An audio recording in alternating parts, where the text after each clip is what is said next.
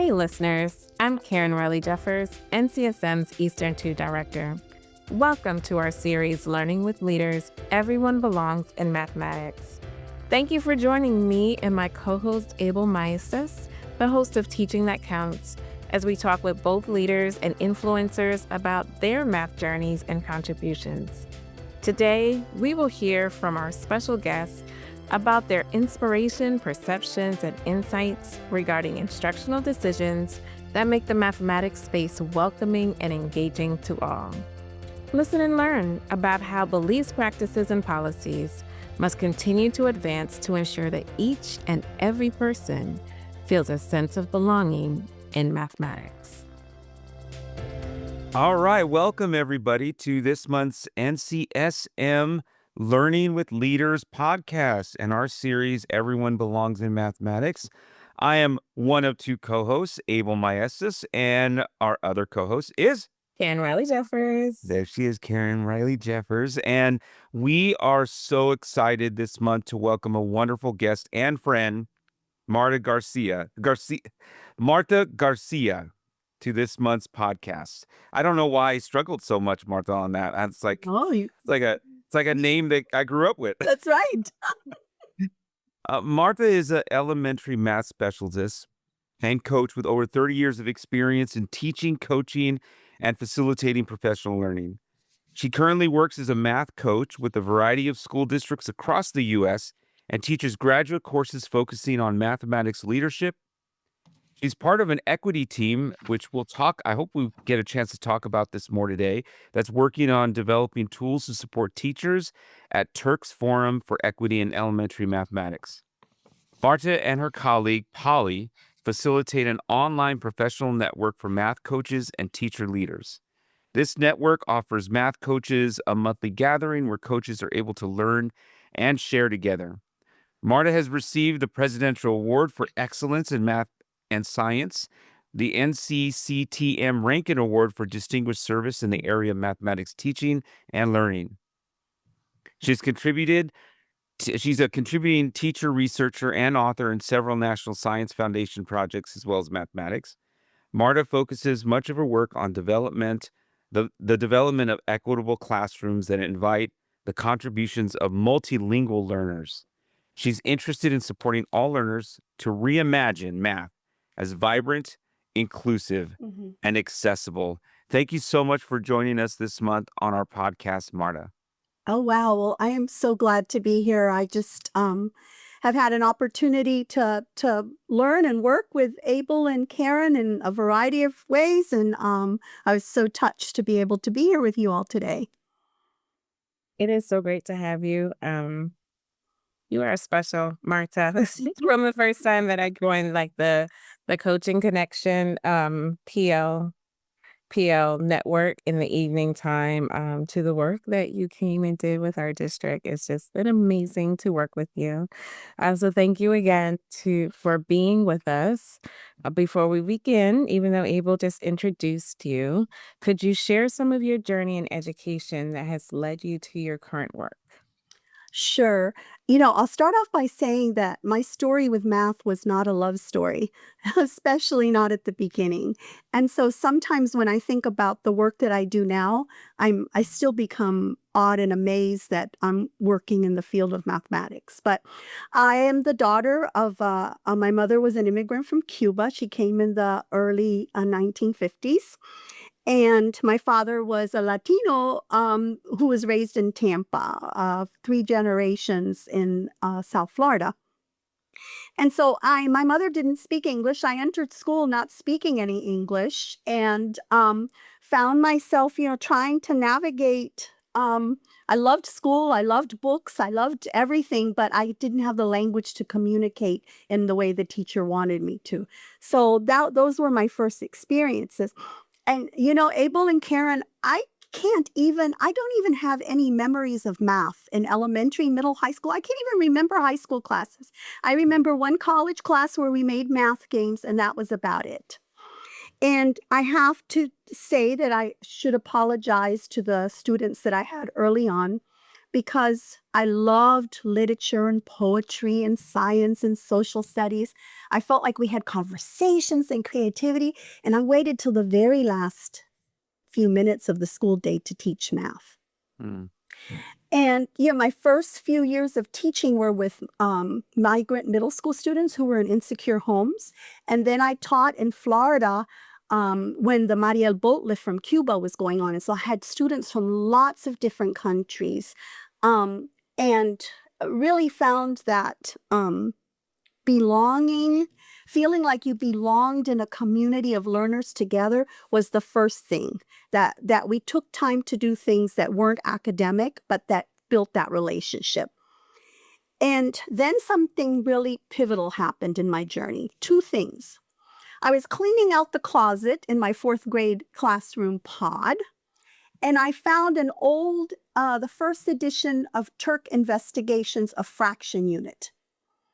And I opened it up, and there were representations, and there was dialogue with the teacher and the students. And I thought, wait a minute, this is math?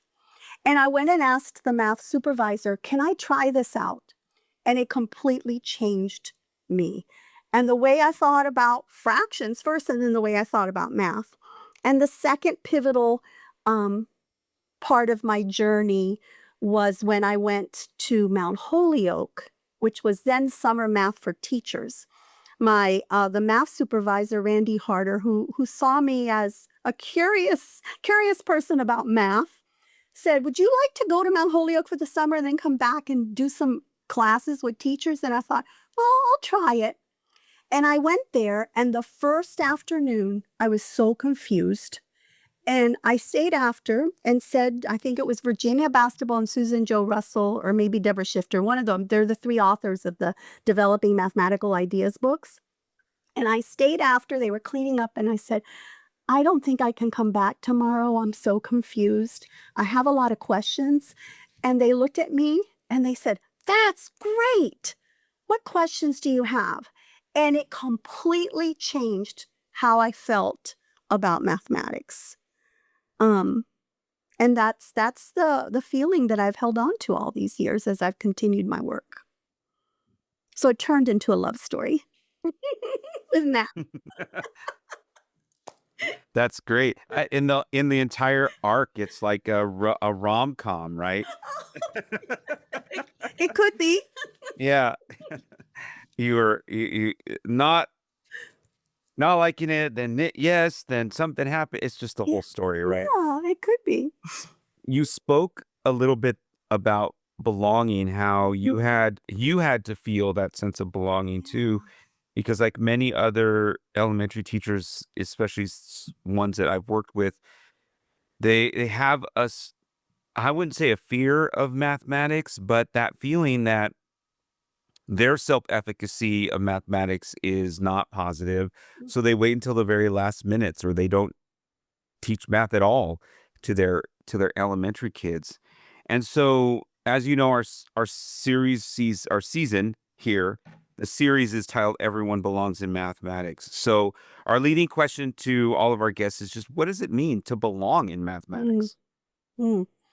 Yeah, I've been so thrilled to listen to all the wonderful speakers you've had answer that question. And we're hardwired as humans to belong, and in all areas of our life. And when you feel like you belong somewhere, your ideas are valued, your questions are valued, your mistakes are valued. You are valued for who you are and the way you communicate in whichever way that is. And in order to feel like you belong in mathematics, like you belong in a classroom in which we're studying mathematics, all of those things have to be true. And I think one of the hardest parts to sort of the barrier for a lot, and you mentioned this, Abel, is that for many of us, our definition of mathematics is a place where we don't even really want to belong, right? It's fast, it's correct, there's one authority. And really, that's not a place where I want to hang out. So in order to feel like I belong, I want to foster an environment where voices are heard, discussions and disagreements happen. And that's what I believe defines belonging. But that belonging begins with redefining what it means to do mathematics.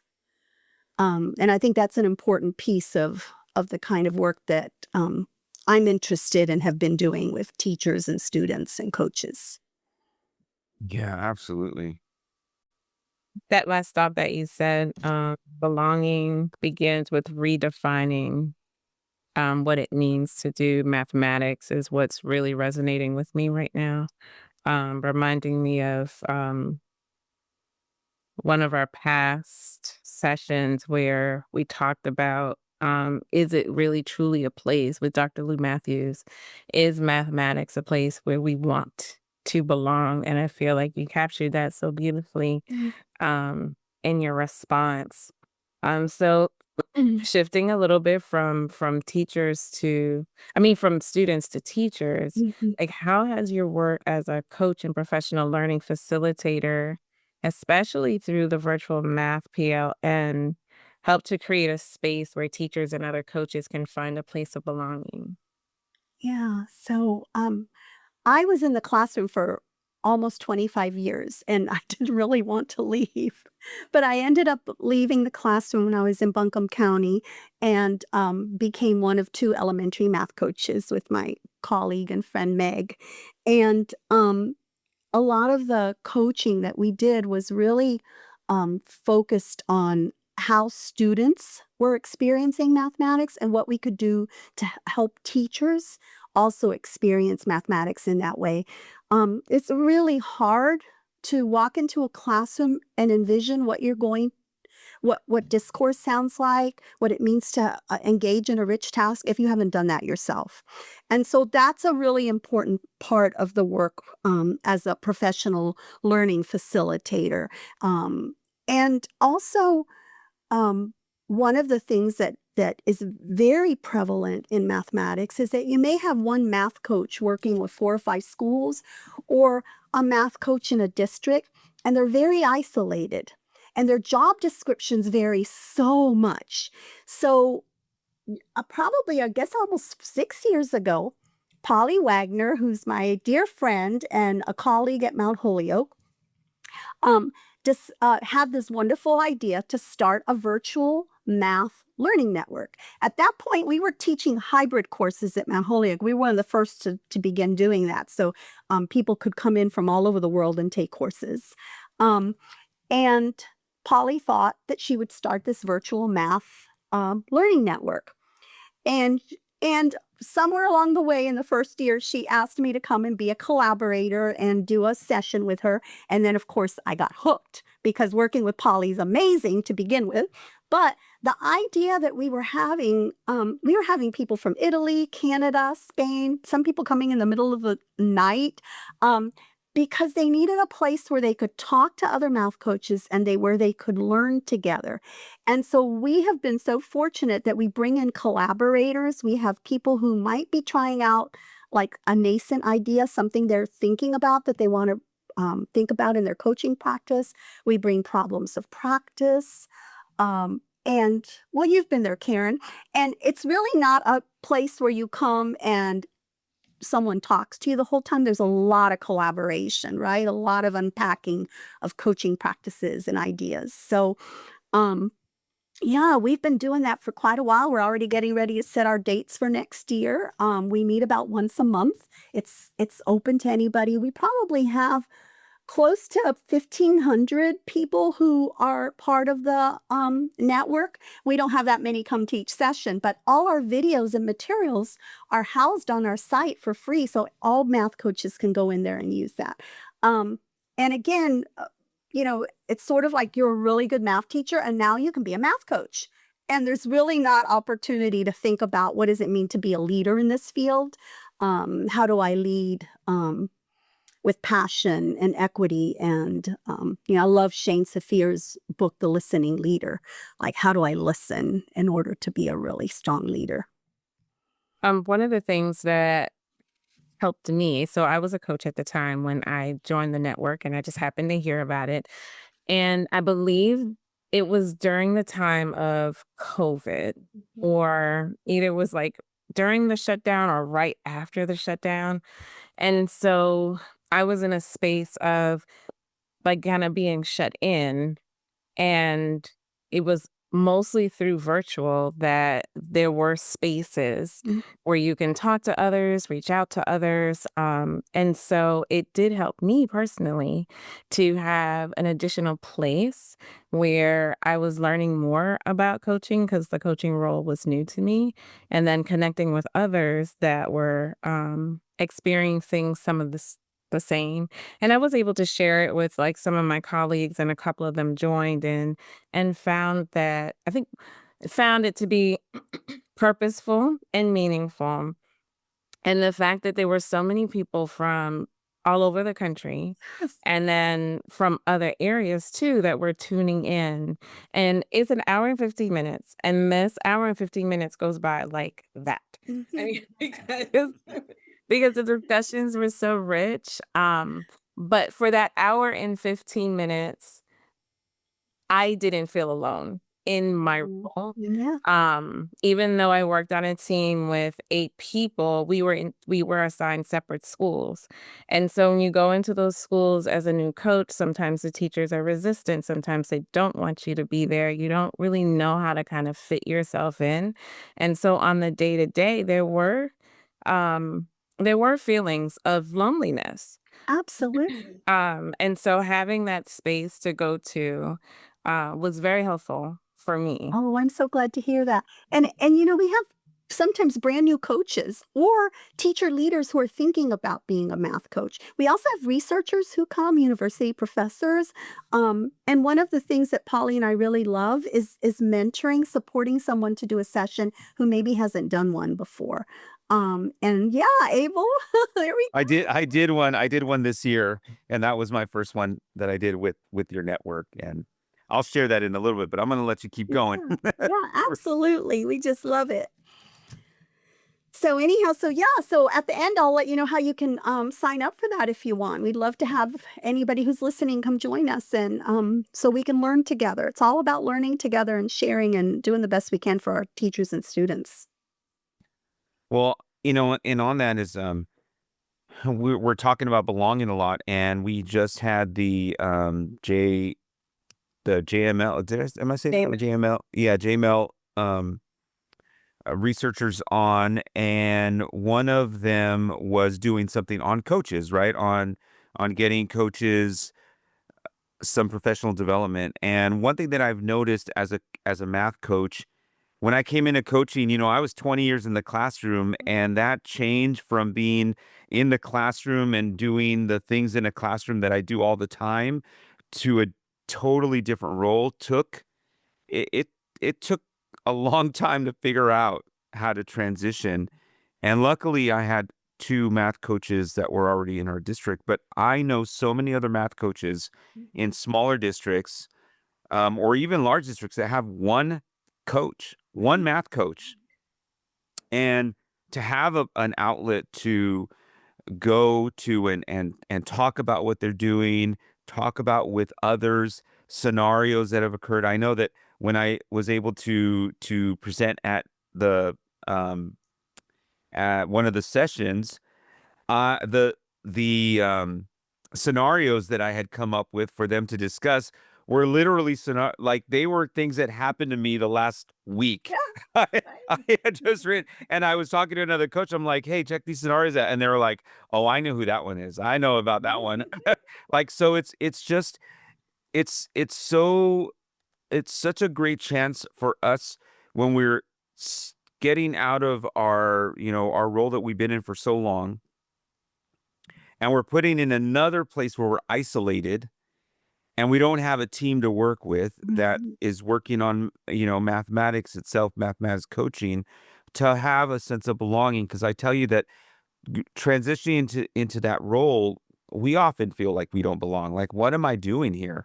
Am I even is this where I really want to be? And I know so many coaches, they last maybe 1 to 2 years because they don't have anybody to build with and to work with. And I really appreciate the work that you're doing with this network.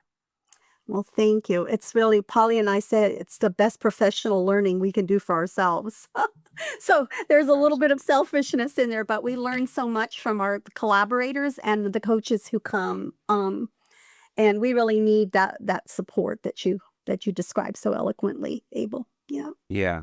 So you've got a lot of things that you've done and are doing. So I know currently your work is in Mount Holyoke Masters in Math Leadership Program, which we got to be part of one of your sessions in the course recently. Karen and I were special guests, which was awesome and lovely. So thank you for having us there. Can you tell us a little bit more about the work that you're doing with those individuals and how leaders can really be instrumental in creating equity in their mathematics programs and systems that they work in?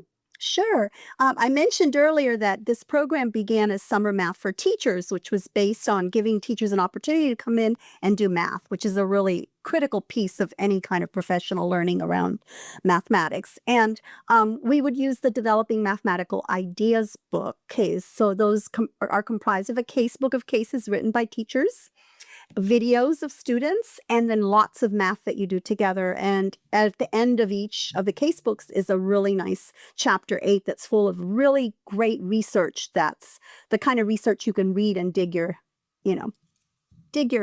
teeth into, whatever the expression is. Most I look at it, but whatever it is. And then it turned then into a master's program. And I mentioned earlier that we began to use a hybrid model so that some students could be online, some could be on campus, some courses were totally online. And in this, it's a master's in mathematics with a focus on leadership and equity.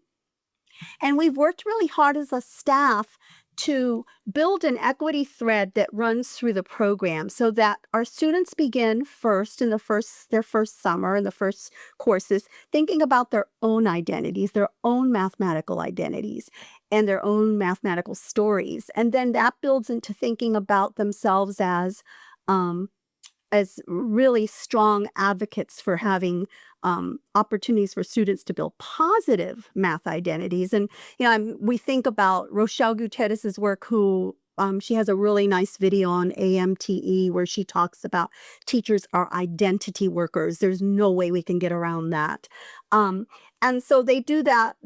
Each of their courses has this equity thread that runs through. We use the Impact of Identity book. We use Principles to Actions.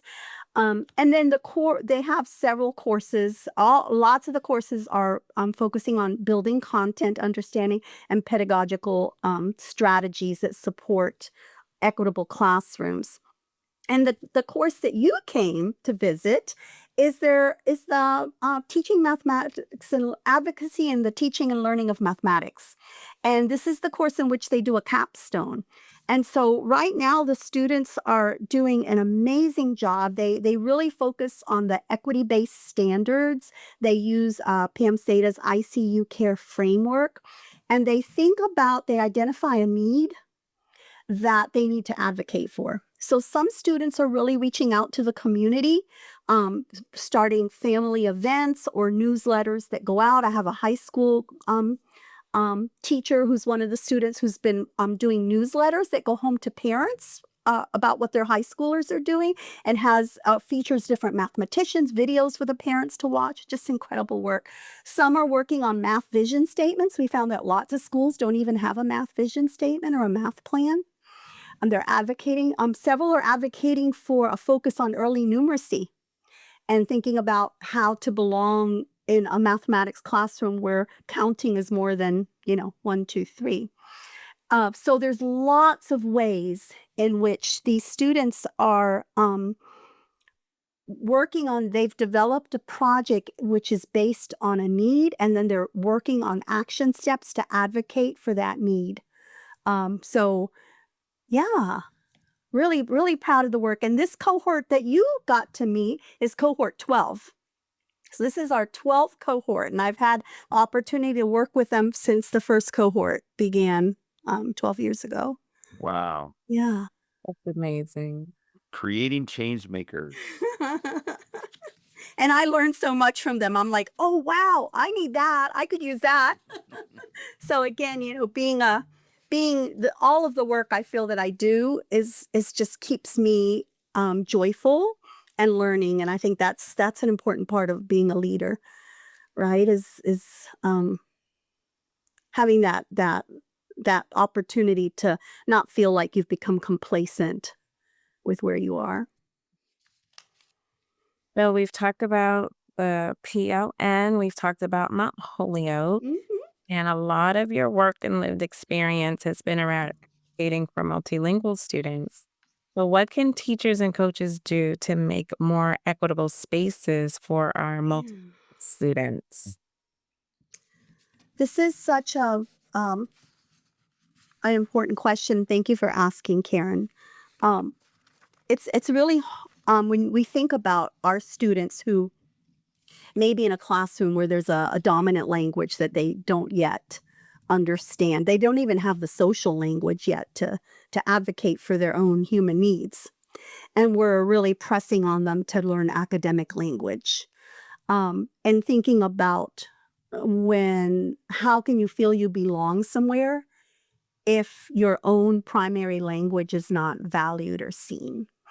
So one of the things I've really been working with as I go into schools is asking teachers, sometimes there's the perception that if a child doesn't have the language, they can't come up and share ideas. But there's so many nonverbal ways. And as a matter of fact, when we look at the research, most of our communication is nonverbal as compared to verbal. If you look at a little pie chart, the nonverbal part is a lot larger.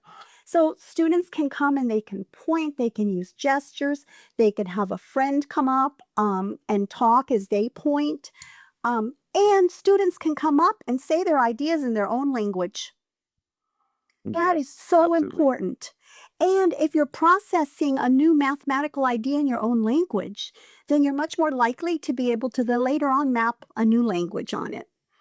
And so I've been really interested looking at the idea of translanguaging. There's some research around translanguaging, and I loved when I was doing some work with a district in New York, going into a kindergarten class and really documenting how students were going in and out of English and Spanish as they were measuring their feet with cubes to figure out how long their feet were.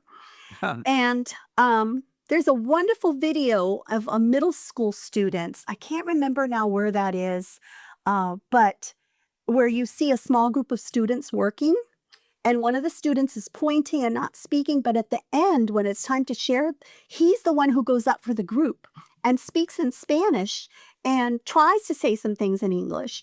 So I think it's really important that we don't prohibit students who don't have the language that's being used in the classroom, the academic language, from sharing mathematics. You can have mathematical ideas and not yet be able to express them in the language. And I love the shift from calling students English language learners to multilingual learners, because it goes from a deficit-based description to an asset-based description.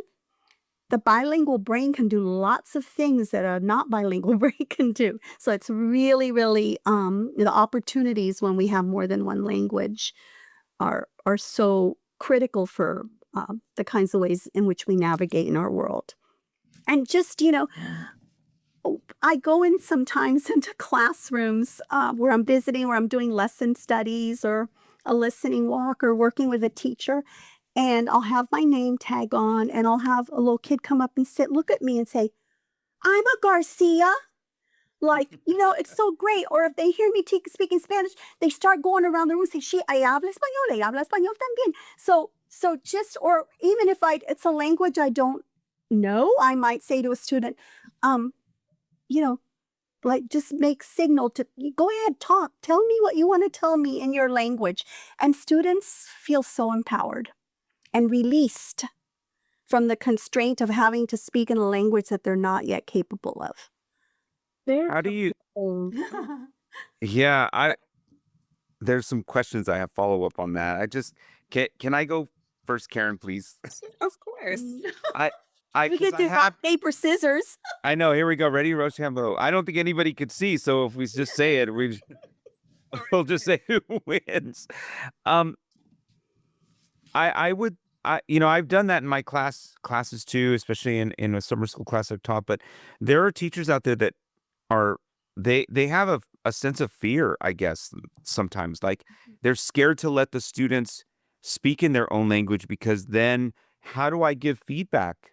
How do I like if I don't know any of their language, how do I reconcile that with what they're speaking? So what would you say, I guess, to teachers that are fearful of allowing students to do that, if they don't feel like they don't feel confident they can give feedback on what a student is talking about? So maybe that's not the time to be giving feedback. Maybe that's just the Ah, time to be lifting up a student, right? Positioning that student as capable of right. sharing ideas. Whether I understand there might be another student in the class who has the same language, but regardless, that student has had an opportunity to have their voice heard, or to stand up and point at particular parts of a representation.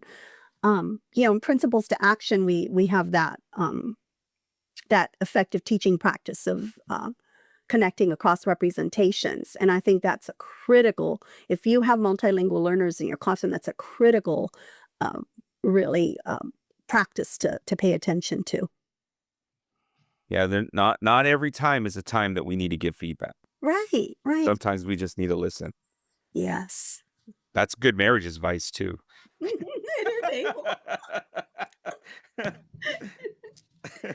Wondering if you could speak more on two things. One, just for the benefit of our listeners, could you speak more about like what exactly is translanguaging? Mhm. And also, could you expound upon why EL is deficit and Yeah. ML is, Okay. more embracing?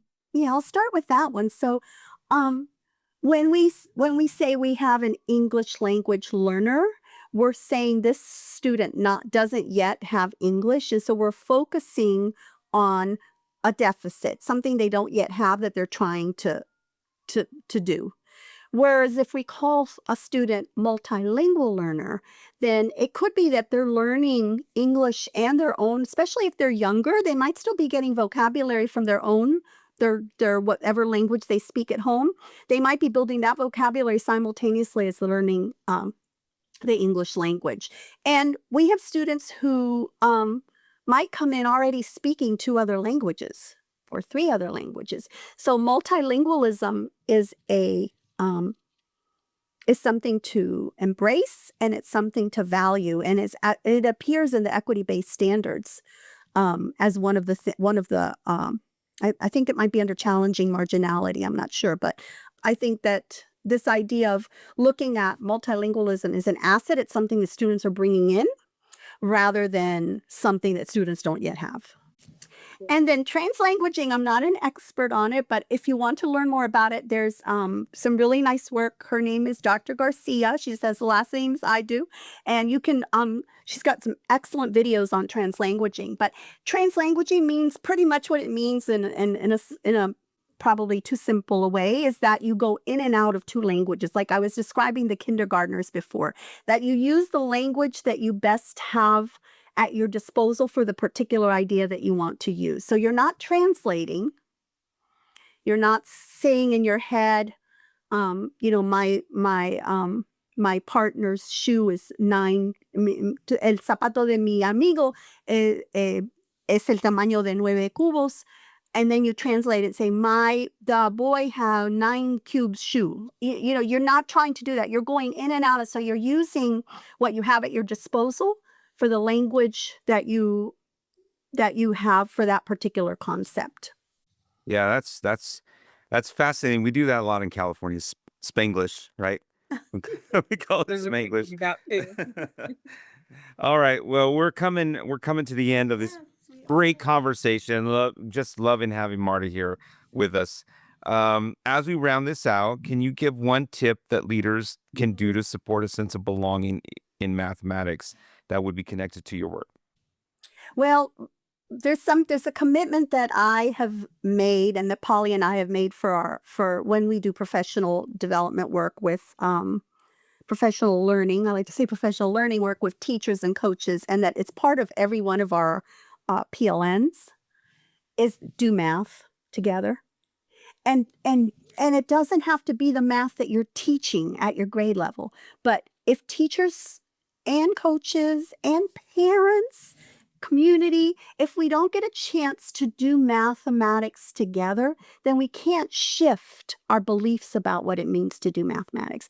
We can't shift the negative viewpoints that we carry when we think about that. So I really believe that if we're going to have others feel like they belong in mathematics, we've got to get them off the bench and into the game. And we do that by doing mathematics together. Wonderful, counting, a counting sequence, a growing pattern, a same and different, anything that gets people entering into conversation, feeling some joy, having entry points with a variety of solutions. I think that's one of the ways we begin to invite others into feeling like they belong. I love that so much. Get off of the bench and into the game. Yes. Love it. Just thinking about our teachers and still getting them, and not just our teachers, but also everyone who supports teachers to see the value in doing the math together. And that doing the math isn't anyone trying to make you feel like a student or put you in the place of a student, but it's creating that space of vulnerability where I can say, you know what, I'm not sure how to do this, or someone does it a different way, and it allows you to consider like the misconceptions and anticipate student responses and so Karen. forth. There's so much value in doing it. And then for us who just love math, it's just fun. Absolutely. Yeah. It's a lot of fun. So thank you so much Oh, you're so welcome. today. Before we leave, how can our listeners learn a little more about you and your work? Okay, so I'd love for people to visit Turk's Forum for Equity in Elementary Mathematics. That's the current work that I'm doing there with an amazing team. And we have been working on thinking about a framework that can help teachers and coaches in schools think about what it means to have an equitable math classroom. So I'd invite you to go there. So that's Turk's Forum for Equity in Elementary Mathematics. And then you can visit Polly and I at the Math Coach Connection. And I can't remember, goodness gracious, if it's at .org or .com. I think it's .org. But you'll know, because if you go there and it's not me and Polly, you'll know you're in the wrong place. But if you go there, you can sign up for our virtual math PLN. We have lots of free resources. Like, we've curated articles and tasks and all kinds of things. And we'd love to hear from any of you. We're always honored to have conversations with people who are thinking about ideas and want to brainstorm and come together for the good of our students. Well, all right. Thank you so much for joining us today, Marta, and sharing all that you've done and everything with us today. We had such a great time in our conversation. Oh, I so enjoyed the two of you. Always do. Thanks for doing this. Thank you. Thank you so much, everyone, for joining us today. And we'll hope to have everyone listen to us again next month. Thank you, everybody. We hope that you have been inspired by this bold mathematics leadership conversation, and will tune in to our podcast series each month. If you enjoyed this episode, please share it with others, post about it on social media, or leave a rating and review. You can learn more about NCSM leadership and mathematics education and our upcoming professional learning events on the NCSM website, mathedleadership.com. You can also follow NCSM on the X at mathedleaders and using the hashtag NCSMBold. Until next time.